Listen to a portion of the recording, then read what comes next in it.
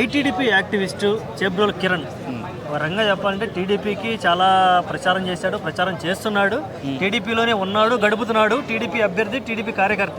అలాంటి వ్యక్తిని టీడీపీ వాళ్ళు అరెస్ట్ చేసి కొత్త డ్రామా ఏమైనా తెరదీశారనుకోవచ్చా? డ్రామా అని ఎందుకు అనుకుంటాం? అంటే వాళ్ళు ఏది మాట్లాడినా ఇష్టానుసారంగా ప్రవర్తిస్తే చూస్తూ ఊరుకోవాలా? ఇంట్లో వాళ్ళైనా సరే తప్పు చేస్తే దండించొద్దా? తప్పు చేసినప్పుడు తప్పని దండించాలి. ఒక ఇంట్లో చిన్నపిల్లలు తప్పు చేసారు అనుకో, తండ్రి కానీ లేకపోతే తల్లి ఉండి బాబు అట్లా చేయొద్దా అని చెప్పి ఎలా అయితే దండిస్తామో, అట్లాగే ఇప్పుడు ప్రభుత్వ అధినేత చంద్రబాబు నాయుడు గారు, సీఎం చంద్రబాబు నాయుడు గారు ఆ జరిగిన సంఘటన ఆయన దృష్టికి వచ్చిన వెంటనే వెంటనే చర్యలు తీసుకుంటే ఇమ్మీడియట్లీ సభ్యత్వాన్ని రద్దు చేయమని చెప్పడం, అరెస్ట్ చేయడం, దాని తగ్గట్టు చర్యలు తీసుకోవడం చాలా మంచి పని చేశారు. ఓకే, ఎలాంటి సంకేతాలు పంపిస్తున్నారు టీడీపీ ఇలాంటి అరెస్టులు చేసి?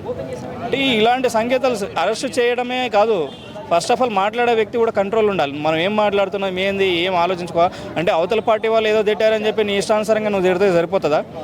ఇప్పుడు అవతల పార్టీ వాళ్ళు ఒక ఎమ్మెల్యేనో ఎంపీనో లేకపోతే ఇంకోరో మాట్లాడారు, సరే వాళ్ళు మాట్లాడారు కదా అని చెప్పి నువ్వు ఒక కార్యకర్త, సామాన్య వ్యక్తివి, ఒక సాదాసీదా మామూలు వ్యక్తివి కదా, నువ్వంతా వాళ్ళ స్థాయి ఎమ్మెల్యేవో ఎంపీఓ ఎమ్మెల్సీఓ కాదు కదా. రేపు పొద్దున్న నువ్వు వ్యక్తిగతంగా కూడా రక్షించుకోలేని పరిస్థితి. ఇప్పుడు నీకు ఎవరో వచ్చి సపోర్ట్ చేసి కానీ బయట వేస్తే ఇప్పుడు బయటపడలేని పరిస్థితిలో నువ్వు ఉన్నావు. అలాంటప్పుడు నువ్వు అంత వ్యక్తిగతంగా ఒక మాజీ సీఎం భార్యనే పట్టుకొని ఇష్టానుసారంగా తిట్టడం అనేది కరెక్ట్ కాదు కదా.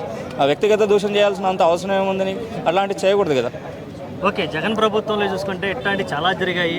అంబటి రాంబాబు ఆడియో లీకులు, అలాగే తర్వాత గోరంట్ల మాధవ్ ఎంపీగా ఉన్న అతను న్యూడ్ వీడియో రికార్డులు ఇన్ని బయటపడ్డా మరి జగన్ ఎందుకు అప్పుడు మౌనంగా ఉన్నాడు? ఇప్పుడు చంద్రబాబు ఎందుకు అరెస్టులు చేపిస్తున్నాడు? వీళ్ళని అరెస్ట్ చేయించుకోవటం, అక్కడ వాళ్ళనేమో ఆయన సమర్థించడం ఎలా చూడాలి? ఇప్పుడు ఆయన అలా సైలెంట్గా ఉంది కాబట్టి ఆ రోజు ప్రభుత్వం పడిపోయింది. ఈరోజు ఇతను చర్యలు తీసుకున్నాడు. ముందు ఇంకేం జరుగుతాయి అనేది మనం చెప్పలేం. ఇప్పుడు తప్పు చేసిన వాళ్ళని ఎంకరేజ్ చేయడం అయితే కరెక్ట్ కాదు కదా. అప్పుడు చూడనట్టు పోయాడు. జగన్మోహన్ రెడ్డి గారు చేసింది అదే చిన్న మిస్టేక్. ఆ రోజు ఒకరినో ఇద్దరినో ఖండించి తిట్టి లేకపోతే వాళ్ళని సరి చేసుకోమని చెప్తుంటే, ఈరోజు జగన్మోహన్ రెడ్డి గారు కూడా ఇంత ఆపోజిషన్లో పోయినా కూడా మరి ఇంత 13-12 సీట్లకు పడిపోయేవాడు కాకపో, ఒక 80-90 కాడనో లేకపోతే 60 కాడనో ఉండేవాడు. అంత ఇదిగా ఉండడమే ఆ మిస్టేక్ ఆ రోజు జరిగింది. చంద్రబాబు నాయుడు గారు ఏంటంటే అతని రాజకీయ ఎక్స్పీరియన్స్, అతని అనుభవం కొద్దీ చిన్న సంఘటన ఇక్కడే కంటెంట్ ఇస్తామనుకో, ఇక్కడ కట్టడి చేసామనుకో, రేపు ఇంకోటి మాట్లాడడానికి ఉద్దేశంలో అతనికి ఉన్న ఎక్స్పీరియన్స్ కొద్దీ ఒక మామూలు వ్యక్తివి, చిన్న వ్యక్తి ఉండి ఇంకోటి మీ కార్యకర్తని ఇంకొక అబ్బాయి ఉంటాడు గుంటూరులో, అతని పేరు కూడా కరెక్ట్ తెలియదు, ఒక పబ్లిక్ మీటింగ్లో లక్షలాది మందిలో మాట్లాడు కొడాలి నాని గారు అటువంటి వ్యక్తులను కూడా నువ్వు రా సంగతి నీ సంగతి చూస్తాను అనే విధంగా మాట్లాడతాడు. కానీ అతను మాట్లాడుతుంటే ఎందుకు చంద్రబాబు నాయుడు పక్క నుండి కూడా సమర్థిస్తాడు. నువ్వు మాట్లాడే విధానంలో కరెక్ట్ ఉండాలి. నువ్వు ఒక విమర్శించే పద్ధతి ఉంటుంది. ఏదైనా సమస్య ఉందనుకో, సమస్య గురించి మాట్లాడు.